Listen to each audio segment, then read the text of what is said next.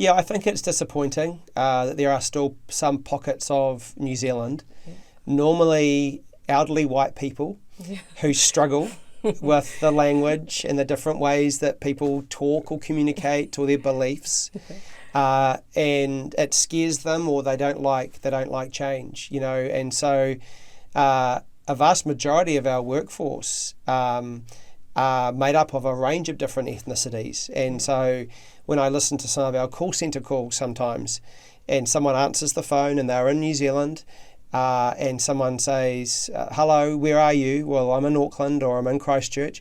I don't believe you. What's the weather like outside? And, all that kind of stuff. I think you should be scared if you are not embracing AI. So what we talk about at work at One New Zealand is AI is coming to your job, not for your job.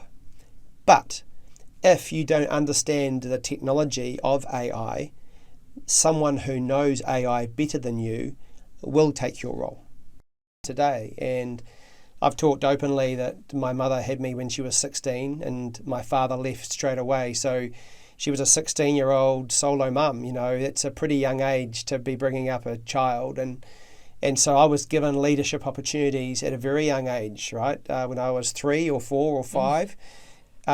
You're the man of the house. And so here is your duties. Here is your job. This is what I expect, of you.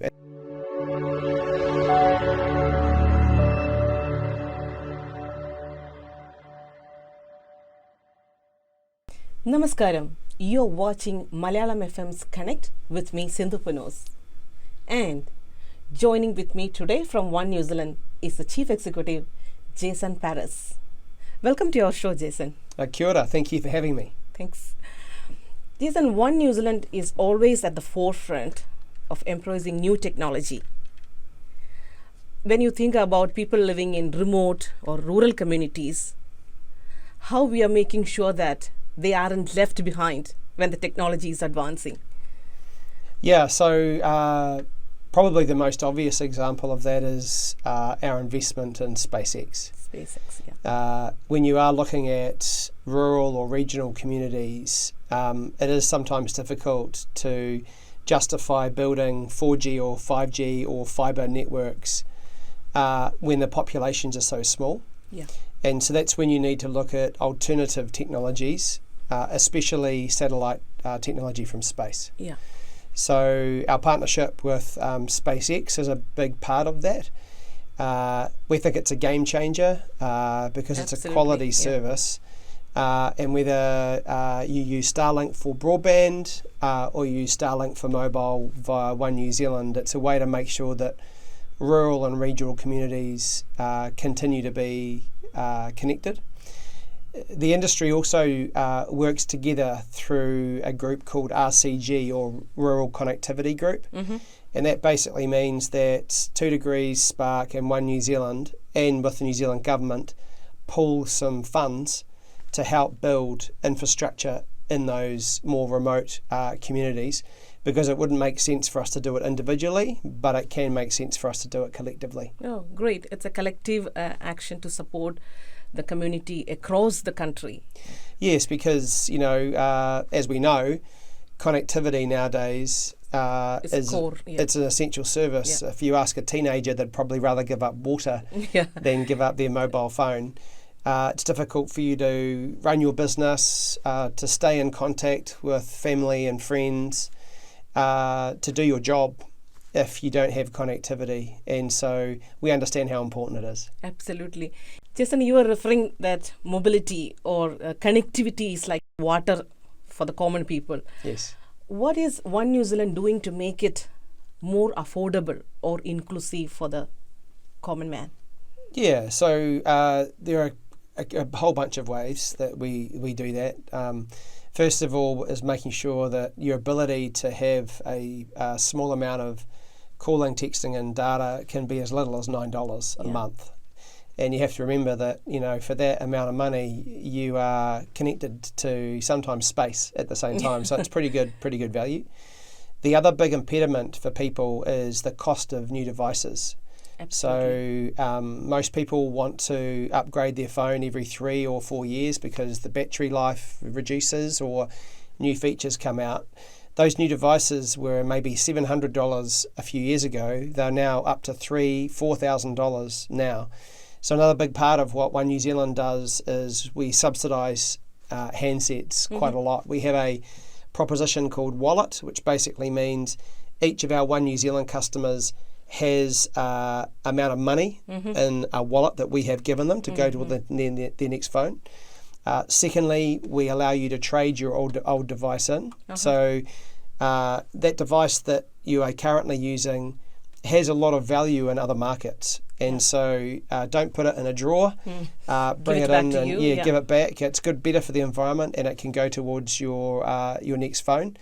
And then if you have more than one product with us, we also give you even more money to go into your wallet towards your next phone as well. So we heavily discount devices. We also make our plans as cost effective as possible. And the other thing that we do is we have actually a foundation called the Te Roro Foundation. We invest more than $2 million every single year in especially targeting the most disadvantaged youth and making sure that they have the right connectivity and technology available to them at the same time. So there's lots of ways that One New Zealand tries to help communities who otherwise might not be able to afford the best plans and devices. Yeah, great to hear that One New Zealand always focus on giving back to the community or supporting the community with your partnership programs, like the youth program in the Invercargill. Can you share some incident of a partnership project with a community that highly benefited youth or family? Yeah, so one of the ways, like you mentioned before, the investment that we made in Invercargill. So our approach with our foundation is that we've got a very clear mission, which is to halve the number of disadvantaged youth in Aotearoa, New Zealand. But we don't suggest that we know how to do that. And so what we do is we go into the communities that are most disadvantaged. And one of those communities happens to be Invercargill, as you mentioned. And then we identify different community partners that are already doing amazing work, and we give them funds for them to be able to enable it. One of the things I probably most proud of is the partnership that we've got with Invercargill schools and the One New Zealand Warriors. And every year we bring up a group of school children up to Auckland. They get to go to the Warriors, they get to meet and see all of how that works. They come into One New Zealand, they get to see engineering, marketing, sales, service, data and AI, and they get to an understanding that the world is their oyster. Anything is possible for them if they just work hard and make the most of the opportunities that they're given. And so I see that we've been doing that for a number of years now, and what I'm really proud of is seeing these children who, before they got exposed to the Warriors, to One New Zealand, they maybe didn't think that they had a path to get out of Invercargill and do something else, even for a period of time, whether it's any role within the Warriors or any role within One New Zealand. And so it's nice for them to kind of see that if they work hard and take the opportunities, that they can do anything.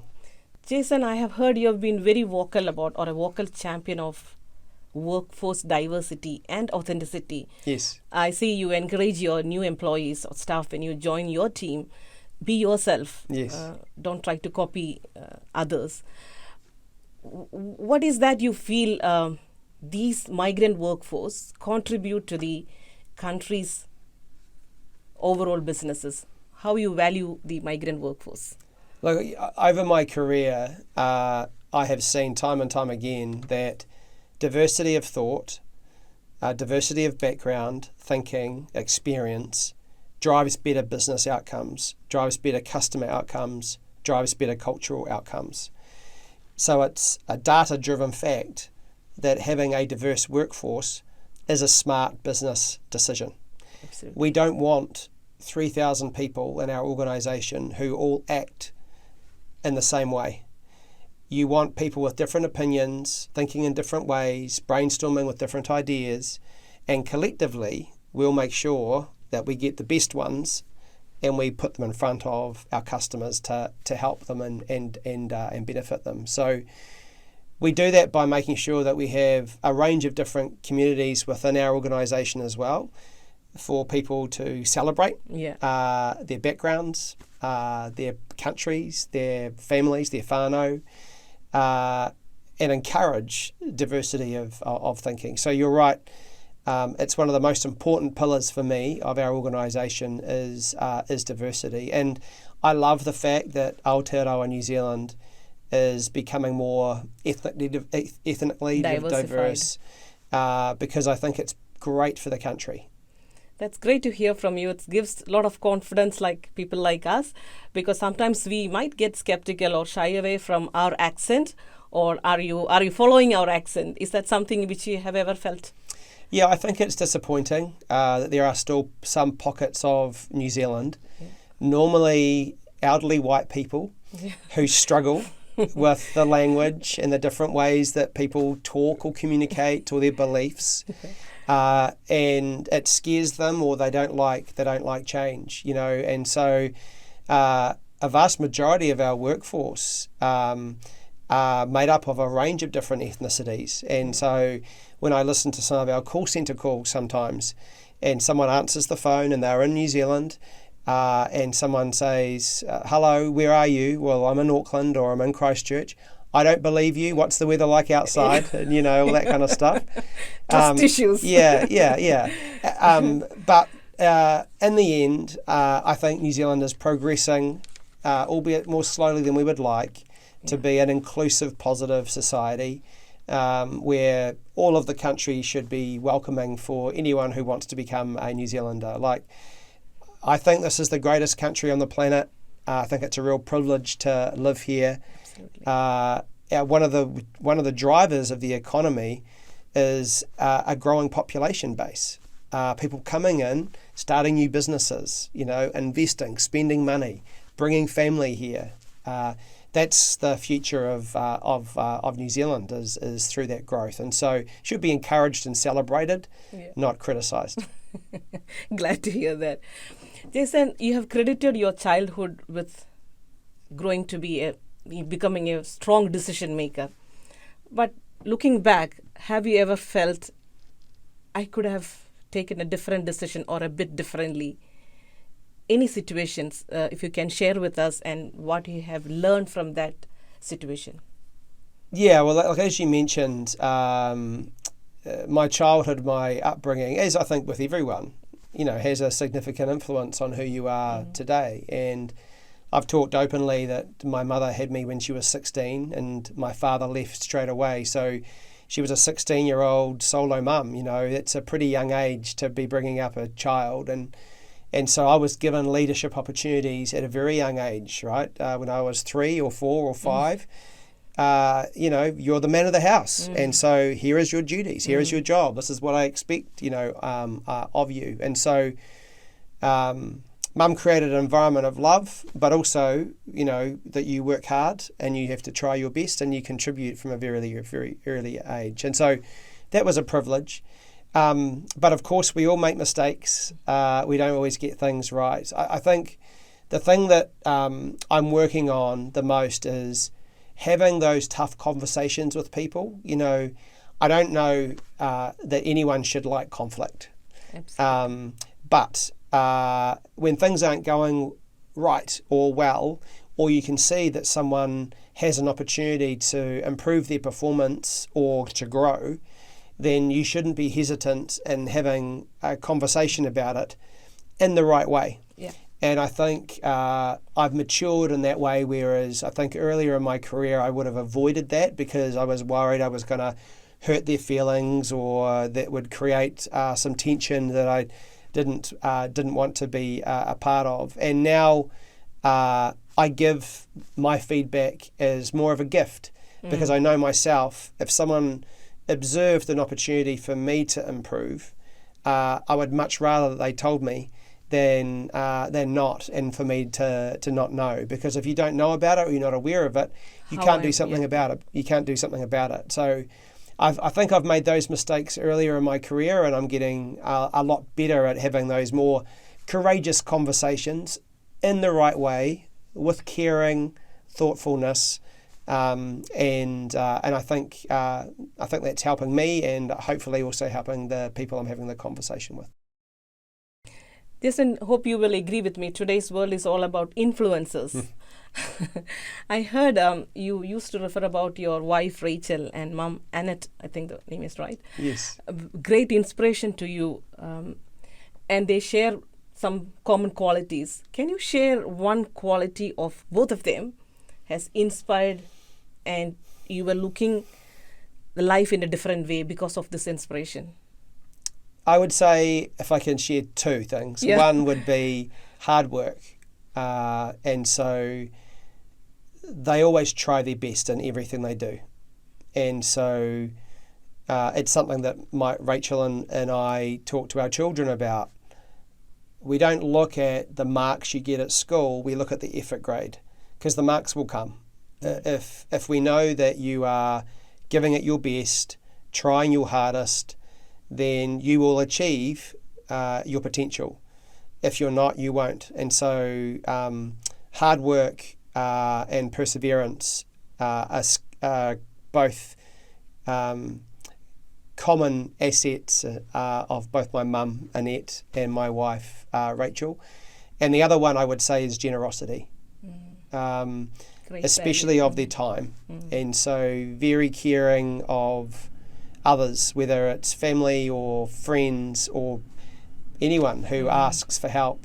Both of them are very generous in every facet of their life. So I think generosity and hard work are two common traits they've got that are pretty impressive ones.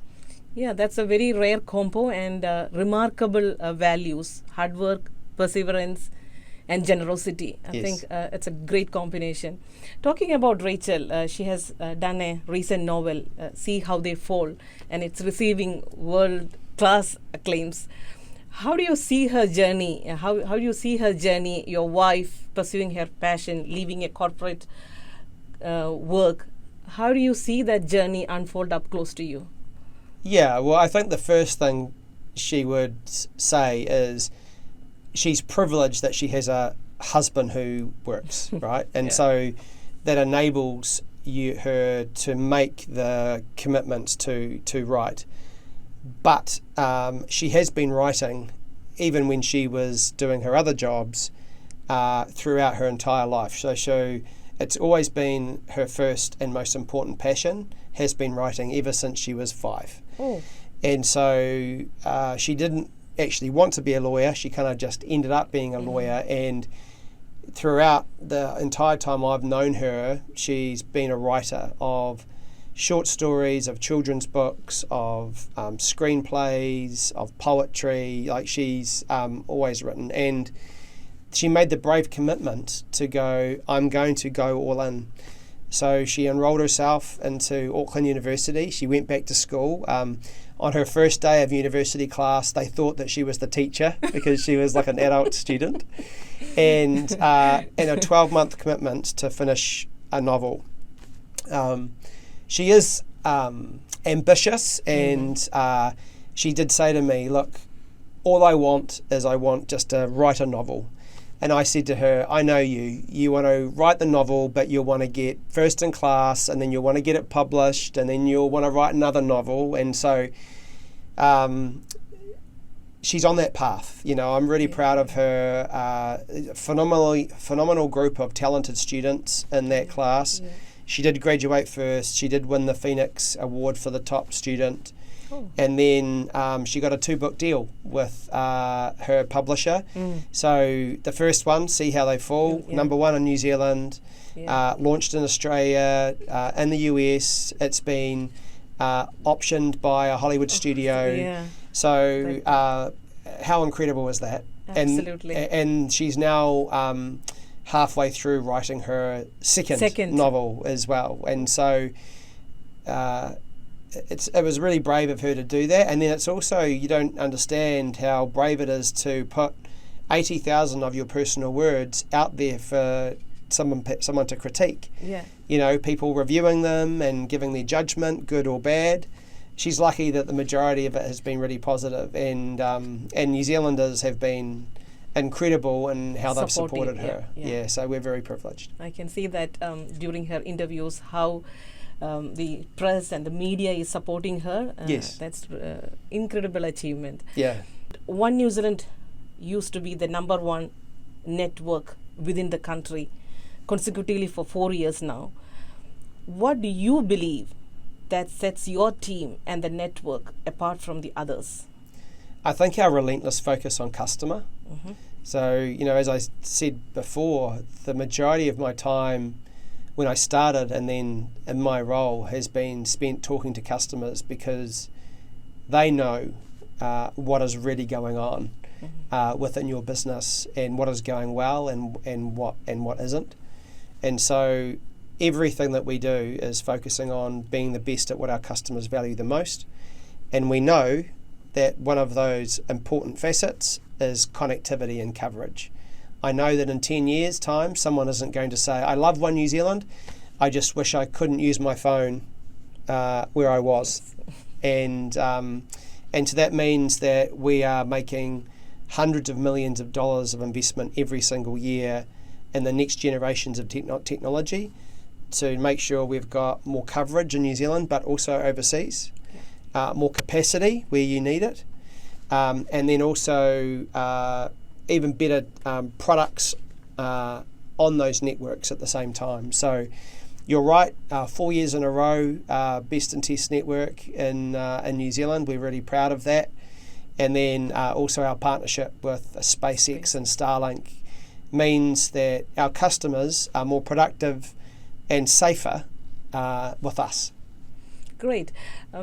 You talked about SpaceX and Starlink. Apart from that, looking forward, what big changes or developments you see in this telecom domain and how it is going to impact the normal day-to-day life of New Zealanders? I think that the biggest and probably even bigger than space technology is artificial intelligence. AI now has surprised even the largest technology companies around the world with how quickly it is developing and learning and impacting. It's something that we've been deploying in our organisation for over 10 years now. So at a very basic level, just using artificial intelligence to make data-driven decisions. And then we've been using artificial intelligence to do things like robotic process automation. And for those listeners that don't understand what that means, it's just a repetitive task that a person might have had to do can now be done by a machine. So a person can work on more value-added stuff than just pushing a button constantly. The next generation of that is generative AI, and what that basically means is that the AI tool can generate a recommendation for you. So because this has happened, you should think about doing that. Because a customer has done this, they might now want to do that. That's the third phase of AI. And the fourth phase that's really exploded in the last month is agentic AI. And this is where you can develop a robot to do a task of a human. So you can give it a persona, you can give it data, and you can tell it to act on your behalf with or without your oversight. And so I think agentic AI, the pace and the sophistication of this technology has surprised anyone everyone around the world. So I think this will be the next big impact on our customers, is the ability for us to make products cheaper, ensure that they work, make sure the right advice and support is there for them faster and at a higher quality than they have ever seen before. So it's something that we're all in on.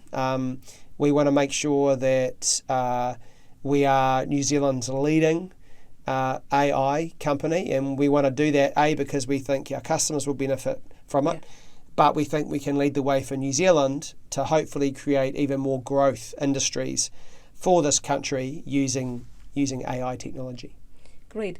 With AI technology transforming the whole landscape, should the workforce listening to us, should they be scary that my job is going to be jeopardized just because of AI taking over most of the jobs? What will be your comment for that?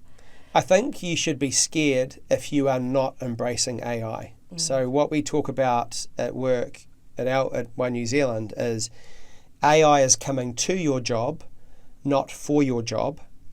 But if you don't understand the technology of AI, someone who knows AI better than you will take your role. Yeah. Now, there are going to be some tasks, as I said before.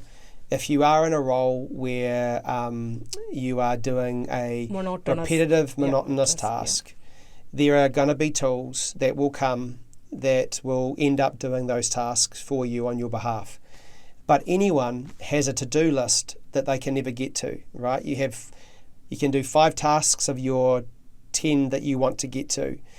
And so what this AI tooling will most likely do in the first instance is allow you to be more productive in other areas of your work that you can't get to as much as you would like to.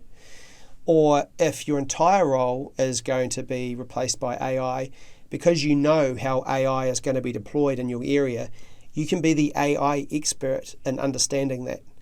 The other thing you can do is upskill and reskill yourself to play another part within the organisation where AI might not be impacting as much.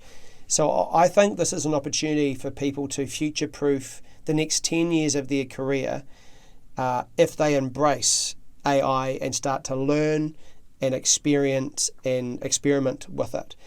And all of these tools are available today, many of them free. So probably the most advanced one that's most accessible is ChatGPT at the moment. So you can download that for free. There are subscription versions of it, but you don't need to subscribe to it.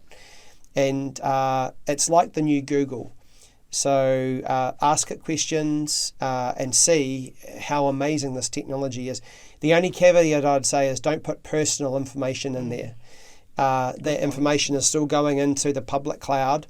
And so just ask it generic questions that you might of Google, or suggestions on how can I help my children do their homework, or what is this type of tree, and you'll be quite surprised at how advanced these models are, how you can have a conversation with them, how you can use video as well as text. And I think the other thing that people should remember is that most people will be using AI in their day-to-day life already, but just not knowing that they are. So if you're using a digital map, that is enabled by AI.